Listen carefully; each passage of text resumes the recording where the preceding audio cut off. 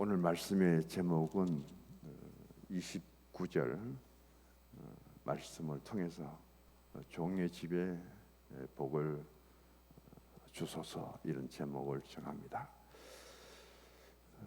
7장 표제를 보면은 다윗과 다윗 왕국에 대한 하나님의 약속이죠. 하나님은 이스라엘 백성들의 하나님이시고, 오늘 하나님은 6절에 이렇게 말씀합니다. 7장 6절에 내가 이스라엘 자손을 애굽에서 인도하여 내던 날부터 오늘까지 집에 살지 아니하고 장막과 성막 안에서 다녔다, 그렇게 말씀하죠. 하나님이 얼마나 하나님의 집 건축을 원하고 계셨는가. 누군가는 내가 거할 집, 하나님이 함께 하실 집을 건축하기를 기다렸는데, 그 하나님의 집을 건축하겠다고 처음으로 말한 사람이 다윗이에요. 5절 말씀 보면은 내 종 다윗에게 말했기를 여호와께서 이와 같이 말씀하시되 내가 나를 위하여 내가 살 집을 건축하겠느냐. 애굽 땅에서 430년 후에 출애굽을 하죠. 광야 40년입니다. 사사 시대를 400년 이상으로 보거든요. 왕국을 세워달라고 해서 이스라엘의 첫 왕이 사울입니다. 40년간. 지금 다윗이 또 40년간 왕의 자리에 있죠. 그리고 솔로몬에게 또 40년의 왕위를 주지요. 그러니까 애굽을 출발하고 애굽에서 출애굽하고부터 시작해서 하나님은 오늘까지 하나님의 법궤를 통해서 이동하고, 하나님이 거하셨던 것은 장막은 영어에 보면 텐트거든요. 텐트를 쳐서 법궤를 모시고 텐트를 걷고 또 법궤를 옮기고. 그래서 예루살렘에 지금 사울이 40년간 왕으로 있었는데도 불구하고 사울이 왕위에 거하면서도 하나님의 법궤를 모실 수 있는 건축 생각도 하지 않습니다.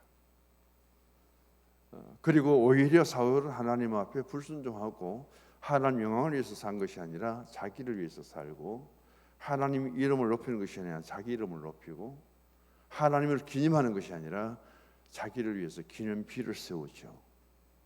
그래서 하나님이 사울에게 가장 왕을 세운 것을 탄식하시고 후회를 하신 다음에 다윗을 왕으로 세웠습니다. 하나님이 얼마나 기다렸는데 이 다윗이 왕이 되고 나니까 하나님의 집을 짓겠다고 그렇게 서원을 하죠. 약속을 하죠. 하나님은 누군가가 나서서 하나님이 가실 집을 지어주기를 원했는데 지금까지 누구도 그 생각을 하지 않았다는 겁니다. 그렇다면은 다윗이 하나님이 거하실 성전을 지었느냐? 못 지었잖아요. 근데 그 생각하는 것 자체를 하나님이 받아주시고 가장 기쁨으로 하나님이 기뻐하셨다는 사실을 오늘 7장에서 자세하게 들려주고 있습니다. 여기서 두 가지를 보게 됩니다. 하나는 하나님의 집이요. 성전은 우리가 단순히 거룩한 전 건축이죠. 그런데 하나님의 입장에서 보면은 우리가 특별하게 세운 건축이 아니라 여기가 바로 내가 살 집이라는 거예요. 하나님의 집이라는 것이죠. 그 하나님의 집하고 다윗의 집과 연관시켜 보시기를 원합니다. 지금 다윗이 오늘 여기에서 하나님 앞에 하나님의 집을 지으려고 할 때 다윗의 거했던 집은 백향목궁에 삽니다. 2절 보시면은 1절도 그럽니다. 다윗을 하나님께서 능력을 주셔갖고 전쟁에 나서서 다윗이 진 적은 한 번도 없습니다. 하나님 모든 것을 이기게 해주셨거든요. 그래서 7장에 들어오면 굉장히 이제 다윗에게 평화를 줍니다. 모든 원수를 무찌르고요. 그 다음 궁에 편안히 살게 하신 때입니다. 그런 가운데 다윗은 하나님 앞에 늘 죄송한 마음을 가지게 되었는데 2절에 보면은 나는 백향목 궁에 살고 있는데 하나님의 교회는 휘장 가운데 있다. 장막이라는 뜻도 되고 텐트라는 뜻도 되죠. 그러면서 당시에 나단이라는 선지자 잘 아시죠? 밧세바와 또 우리아 그 사건이 일어났을 때에 다윗에게 찾아가서 책망한 선지자가 나단입니다. 그래서 그 당시 하나님과 다윗의 관계 속에서 가장 중재자 역할을 했던 사람이 나단 선지자인데, 이 나단 선지자를 통해서 나에게 하나님의 집 성전을 건축할 수 있는 그런 감동을 주는데 내가 그것을 지었으면 좋겠다. 그 말씀만 듣고 하나님이 얼마나 기뻐하셨는지. 성전은 솔로몬 시대 가서 지어집니다. 그럼에도 불구하고 오늘 5절 마지막 절에 보면은 내가 살 집을 건축하겠느냐. 6절에 가서 두째 줄에 보면 오늘까지 나는 집에 살지 않고 장막과 성막 안에서 다녔다. 그런 하나님의 말씀을 보게 됩니다. 지금 본문을 통해서 뛰어넘어갔고 오늘 25절부터 29절까지 보면은 그 하나님 앞에 다윗은 하나님이 복을 주시겠다고 하신 말씀 앞에 다윗은 지금 40년간 이스라엘을 다스리는 최고의 왕입니다. 자신이 이스라엘의 통치자고 전쟁에서도 한번 피한 적이 없고 이제는 대적들을 다 물리치고 가장 평화를 이루고 살아가는 그런 다윗이 하나님 앞에는 자신을 어떻게 드러내느냐 하면은 계속해서 주의 종입니다. 한 나라의 이스라엘의 왕인 다윗이 하나님 앞에 나는 하나님 앞에 종입니다. 그럼 내 주인은 하나님이라는 거예요. 그래서 25절부터 29절까지 보면은 종이라는 단어가 8번 나오죠. 다윗은 하나님 앞에 나는 하나님의 종입니다. 그럼 주인은 누구냐? 하나님이시죠. 그만큼 다윗은 지금 하나님 앞에 최고의 겸손함을 보입니다. 그럼 다윗이 그런 겸손을 보일 때 앞에 있었던 사울 왕은 겸손이라고 찾아볼 수 없죠. 최고의 교만한 사람입니다. 하나님 앞에 건축을 성전을 짓겠다, 하나님의 집을 짓겠다고 다윗이 그렇게 말하는 동안 앞에 40년 통치했던 사울은 오히려 자기의 기념비를 세우고 아말렉을 진멸하라 했는데 그것도 하나님 앞에 실천하지 않고, 그리고 살찌고 좋은 양들을 영문 곁에 다 끌어다가 묶어두고 자기 소유로 삼으려고 했던 그런 모습을 보여줍니다. 그래서 앞서 40년 동안 사울에게 이 이스라엘을 맡겼던 하나님이 보셨던 것과 지금 다윗에게 주어진 40년 동안의 그 다윗의 신앙과 그 삶의 자세를 비교해 볼 때 하나님은 사울에서 감동을 받지 못했다면 다윗에게 감동을 받으시고, 사울에게 후회를 했다면은 다윗에게는 하나님 너무 기쁨으로서 응답하신다는 사실을 우리가 오늘 본문에서 보게 됩니다. 아브라함에게 있어서 가장 충성스러운 종이 있었는데 그 종 이름은 엘리에셀입니다. 창세기 15장이에요. 아브라함에게 있어서 그에게 자식이 없습니다. 그럴 때 아브라함 말하기를 내가 자식이 없기 때문에 가장 자신이 신뢰하고 믿을 수 있었던 종이 있는데 엘리에셀이죠. 그래서 이 종에게 내가 상속자를 삼아야 되겠다. 그런 생각을 했던 이 엘리에셀에게 이름은 없지만 창세기 24장은 아브라함에게 가장 고민스러운 일이에요. 이번 주일날 여전도의 주일인데 아마 오후에 제가 그 설교를 하게 될 거예요. 엘리에셀이라는 종은 이름은 없어요. 24장. 그런데 15장에 그 엘리에셀이거든요. 이삭이 나이 40세가 되어서 리브가를 아내로 맞이하게 되고 아브라함에게 있어서는 며느리죠. 이삭이 나이가 벌써 40입니다. 그런데 엄마는 사라가 이삭을 낳고 127살에 죽습니다. 그때 아브라함의 나이는 137이죠. 엄마를 잃고 가장 슬픔 속에 홀려 있는 이삭 앞에 아브라함은 사라가 죽었는데 이내 재혼을 해버립니다. 137살에. 그 6 아들을 낳았는데 적어도 한두 명은 낳았다고 보게 됩니다. 그런데 40살 때는 이삭은 장가당하고 있어요. 결혼도 안 하고 있습니다. 그 상태 속에서 이삭의 아내를 구하기 위해서 한 종을 선택해서 가나안 땅 말고 고향 땅으로 보내는데, 하란 땅으로 보내죠. 거기에서 가장 신실하게 믿을 수 있었던 종이 있었는데 그 종이 늙은 종으로 나오는데 엘리에셀이죠. 하나님 앞에 가장 신실한 종, 믿을 수 있는 종이라면은 여기 다윗을 예로 들 수 있고요. 아브라함 믿음의 조상 앞에서 가장 신실한 종은 엘리에셀입니다. 그래서 가장 한 장을 차지하면서 그 이삭의 아내를 맞이하는 리브가를 맞이하는데 창세기 24장 전체를 할애하거든요. 그런 모습을 통해서 하나님 앞에 하나님은 어떤 사람을 신뢰하고 하나님이 세우느냐 하면은 하나님 앞에 가장 겸손한 종을 세웁니다. 이삭을 장가보내자고 이삭에게 어떤 변수가 생긴다면은 아브라함의 그 모든 재산은 엘리에셀이 가지게 되고 아브라함의 상속자가 됩니다. 그런데 주인 아브라함의 말 한마디에 그 상속이 엄청나게 도는데도 불구하고 포기하고 말씀을 따라 그대로 순종하면서 리브가를 데려오는 엘리에셀의 그 종의 충성된 모습은 얼마나 아브라함에게 위로가 되고 힘이 되었는지, 그 일을 통해서 가장 인정받는 종의 자리에 서게 됩니다.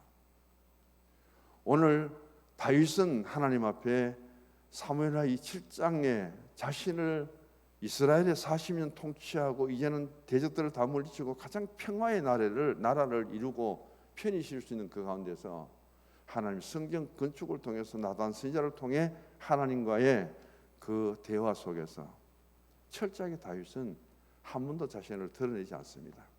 내가 왕입니다. 내가 이 나라의 이제 완전한 통치자로서 군림합니다. 그런 것이 아니라 하나님 앞에 가장 낮은 모습으로 하나님 앞에 종이라고 고백하는 말씀이 참 귀하게 들리고요. 또 하나는 무엇이냐면은 계속해서 이 이삭은 다윗은 하나님 앞에 부르기를 주께로 그렇게 부릅니다. 주 여호와, 그리고 주의 말씀. 18절에 보면은 시작이요. 주 여호와여, 19절에 주 여호와여 주께서, 20절 주 여호와는, 21절 주의 말씀을 주의 뜻대로, 22절 주는 광대하신, 23절은 마찬가지죠. 24절도 마찬가지입니다. 그래서 29절까지 보면은 하나님을 주라고 부릅니다. 나의 모든 것의 주인은, 나의 모든 것의 소유주는 하나님이시라는 그 고백을 사무엘하 7장에 하면 26번을 하고 있다는 사실이 놀랍고요. 그 하나님 앞에 다윗은 자신이 하나님 앞에 종입니다 하고 그렇게 자신을 낮추고 고백하기를 11번을 하고 있습니다. 다윗은 목동에 불과했지만 지금은 이스라엘의 왕이 되어서 40년간 가장 위대한 왕으로서 대적을 물리치고 평화를 이루고 얼마든지 자기를 이제는 드러낼 수 있는 그런 자리에 있음에도 불구하고 자기의 철저한 주인은 하나님이시다. 또 다른 하나는 나는 하나님 앞에 종이다. 다윗이 오늘 29절에서 복을 달랐고 주의 종의 집에, 그리고 복을 주소서 요구하는 그것은 다윗의 입장에서 어떤 신앙의 자세를 가질 때 그런 간청을 간구를 드릴 수 있는가? 하나님 어떻게 다윗에게 그런 복을 베풀어 주셨는가? 우리는 복을 구하고 복을 받는데 다윗은 지금까지 복을 다 받은 거예요. 엄청난 복을 받았죠. 대적들을 물리치고 더 이상 침범하지 않습니다. 그러니까 불안했던 나라가 가장 평화롭고 안정을 이룹니다. 그리고 이제는 자신이 백향목 궁에 살면서 마지막 남은 한 가지 소원이 있다면은 하나님의 그러한 그 성전을 건축해서 하나님 법궤를 모시는 것이 자신의 꿈입니다. 그런 가운데 하나님께 복을 받을 수 있는 첫 번째 길이 뭐냐면은 하나님 앞에 종이 되라. 그 말씀을 오늘 다윗이 친히 본을 보여주고 있습니다. 지금 다윗은 목동도 아니에요. 그리고 단순히 자신이 한 평범한 삶을 살아가는 그런 일반 백성도 아닙니다. 40년간 가장 존경받는 백성들의 지도자고 다윗의 왕이에요. 그럼에도 불구하고 다윗은 하나님 앞에 자신을 철저한 종으로 낮추고 고백하고 겸손한 신앙의 자세를 가질 때 그게 바로 하나님께 복받는 길이었다는 것을 누가 알았느냐? 다윗이 알고 있었다는 사실을 우리에게 보여주죠. 시편 145편 1절에도 다윗은 이렇게 말합니다. 왕이신 나의 하나님. 자기가 왕인데도 불구하고 자기하고는 비교할 수 없는 높고 위대한 왕이신 하나님을 그렇게 호칭을 하죠. 그러면서 내가 주의 이름을 높이고 내가 주의 이름을 송축합니다. 다윗이 이스라엘 통치자의 최고의 위치에서 다윗이 하나님을 가장 높이는데 백성들이 다윗 비교할 수 없이 하나님을 높일 수밖에 없지요. 다윗이 하나님을 송축합니다. 찬송합니다. 백성들이 그 다윗의 신앙을 따를 수밖에 없죠. 그래서 다윗은 고백합니다. 왕이신 나의 하나님 앞에 어느 누구보다도 내가 왕이지만은 나보다 비교할 수 없는 주인이신 나는 종이고 그 하나님을 나는 높이겠습니다. 그 하나님 앞에 가장 낮은 종의 자리에서 하나님께 송축하고 찬송을 드리겠습니다. 그게 다윗이 복받는 비결이었다는 사실을 오늘 우리에게 보여주고 있습니다. 아마 왜 하나님이 다윗에게 내 마음에 맞는 자고 내 마음에 합한 자라고 하셨을까? 우리는 지금의 자리에서 점점 더 높아지게 되면은 사람이 교만하고 자만해지기 마련인데 지위가 높고 그의 영역이 넓어질수록 더 겸손하고 더 낮아지는 자세를 취한 사람이 다윗이라는 거죠. 그런 다윗의 겸손한 신앙, 자기가 아무리 높아도 자기 위에는 비교할 수 없는 높은 하나님이 계시고 하나님 나의 주인이라는 그런 신앙을 끝까지 지켜갔던 다윗이기 때문에 하나님은 그 다윗이 하나님 마음에 꼭 맞는 사람이었다. 내가 원했던 한 사람의 그 신앙의 가장 모범적인 자세를 가진 사람이 다윗이다. 그래서 많은 사람 중에서 내가 가장 원했던 그런 인격, 신앙의 인격을 가진 사람이다. 그렇게 다윗이 하나님께 인정을 받았다고 보게 됩니다. 그래서 다윗은 이제 하나님 앞에 가장 높은 자신의 나라에서는 위치에 있지만은 그 하나님 앞에 더 다윗이 하나님 높이고 자신의 종의 자리에서 하나님 말씀을 준행하고 그것도 처음으로 나는 왕으로서 화려한 왕궁의 백향호 궁에 살고 있는데 하나님의 성전 하나 건축하지 못하는 내 자신이 되었어야 되겠느냐 자신을 돌아보면서 부끄럽게 여기고 하나님의 전을 건축하자는 그 마음가짐을 보시고 하나님 다윗을 통해서 건축된 것은 하나도 없지만은 하나님은 앞으로 이루어질 미래에 다윗에게 복을 베풀어 주시는 모습이 여기에 담겨져 있습니다. 첫 번째 우리가 복받는 비결은 하나님 앞에 자신을 낮추시고 내가 아무리 뛰어나고 내가 큰 일을 한다 할지라도 나는 하나님 앞에 종의 신앙의 자세로 그렇게 자신을 낮추고 종은 소유가 없습니다. 그리고 종은 무조건 주인을 따라가야 되고 주인에게 순종하고 그리고 주인을 위해서 살아가야 되는 거죠. 우리가 보험소에 보면은 종이 있습니다.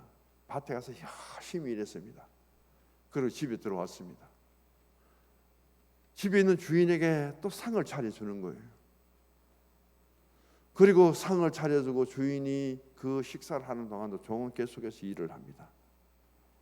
그리고는 그 주인의 상이 끝난 뒤에 자신이 먹으면서도 그가 계속 수고하고 일하는데도 불구하고 주인 앞에서 뭐라고 고백하냐면은 나는 무익한 종입니다. 그 주인이 밭에서 일하고 자신의 음식을 봉양하고 또 일을 하고 쉴 새 없이 그러면서도 주인의 상을 다 끝낼 때까지 그런 일을 멈추지 않고 또 그 뒤에 식사를 늦게 하면서도 나는 주인에게 무익한 종이다. 나는 할 일을 했을 뿐이다. 더 이상 무엇을 요구하고 바라지도 않습니다 하는 그 고백을 할 때 많은 일꾼 중에 많은 종들 중에서도 참 귀한 종으로서 인정받는 종으로서 우리에게 보여지고 있습니다. 그래서 오늘 말씀의 제목 속에 첫 번째로 우리가 하나님께 다 복받기를 원하지만은 진정한 신앙의 복은 하나님 앞에 종이 되어야 돼요. 내가 어떤 일을 하고 어떤 위치에 있든지 간에 나의 주인은 하나님이고 나는 하나님 앞에 종입니다. 그런 겸손한 신앙의 자세로 하나님 앞에 나아갈 때 그게 바로 복을 받는 비결이라는 사실을 본문을 통해서 첫 번째로 나누고 싶습니다. 두 번째는 복을 받을 수 있는 왜 받아야 되는가? 오늘 29절의 말씀을 보시면은 주의 종의 집이 영원히 복을 받게 해달라고 그렇게 말합니다. 복을 받는 이유는 내가 영원토록 주님과 함께 있기 위해서다.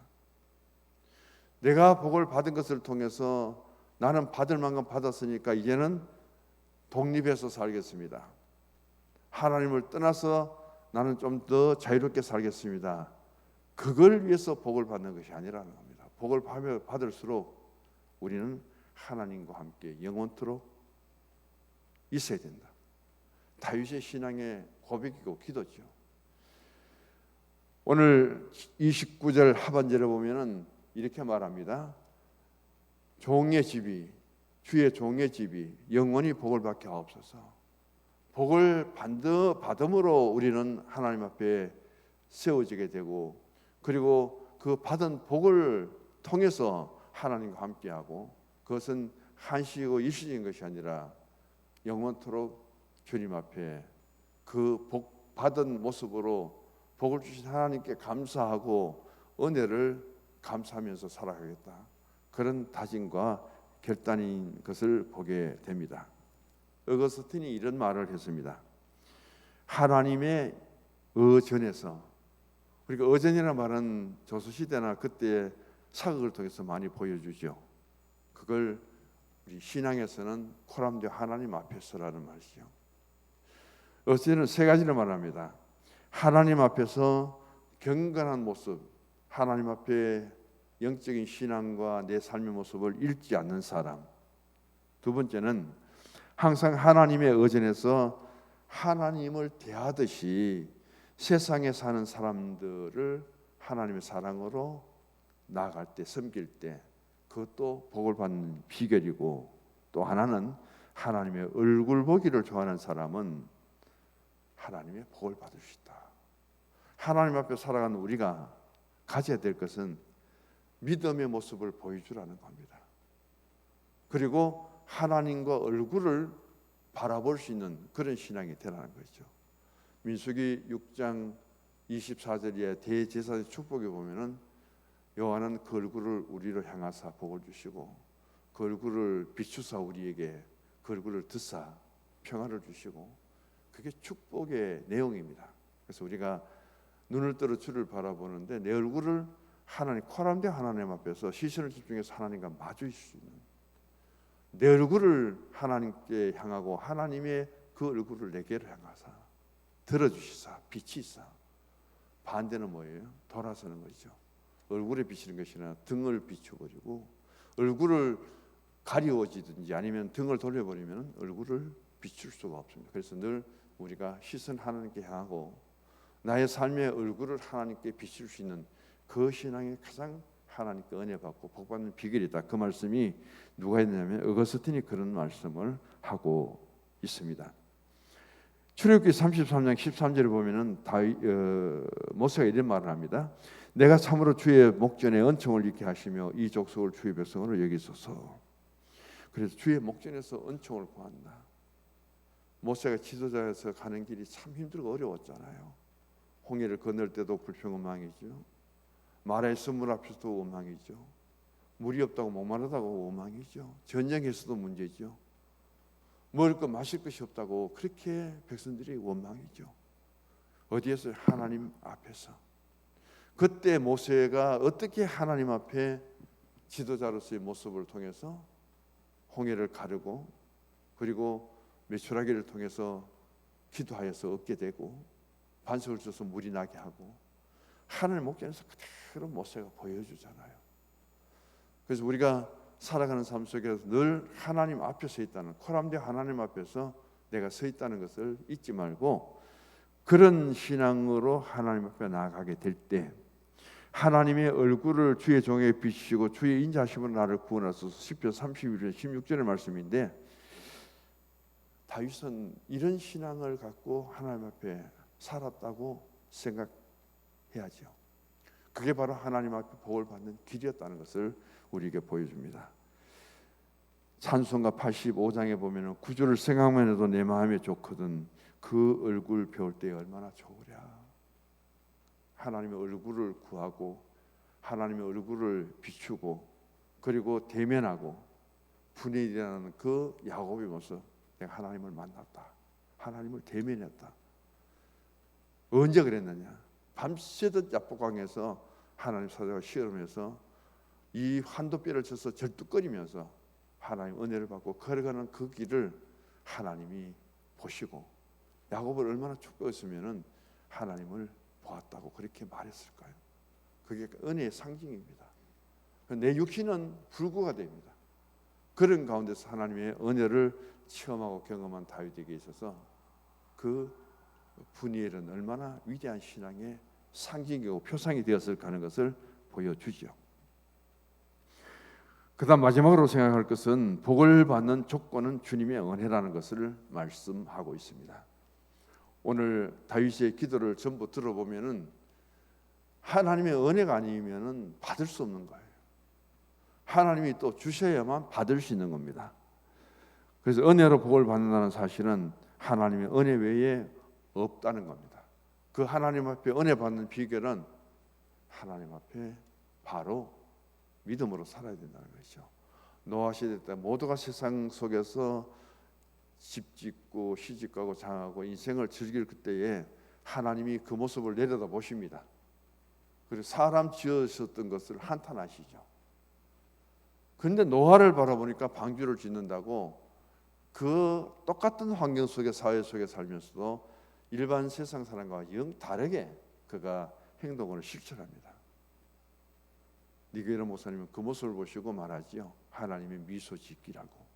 하나님이 사람 지으신 것을 후회하시고 다 진멸해 버리려고 하는 그 순간에 노아가 방주 짓는 그 모습을 보시고 하나님이 미소 지으셨다, 웃으셨다. 그런 동기부여를 우리에게 주고 있습니다.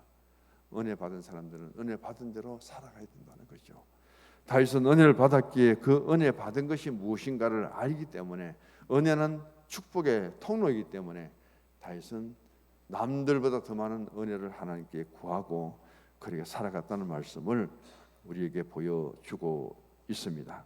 성경적인 의미에서 복이라고 하는 것은 우리가 세상에 내 힘으로 얻어지는 것이 아니라 하나님의 초자연적인 믿음의 복이라는 것은 내가 그냥 그 믿음을 받고 내 것으로 삼고 내가 자랑하고 내 소유를 위해서 받는 것은 하나님 주시는 복이 아니라는 거예요.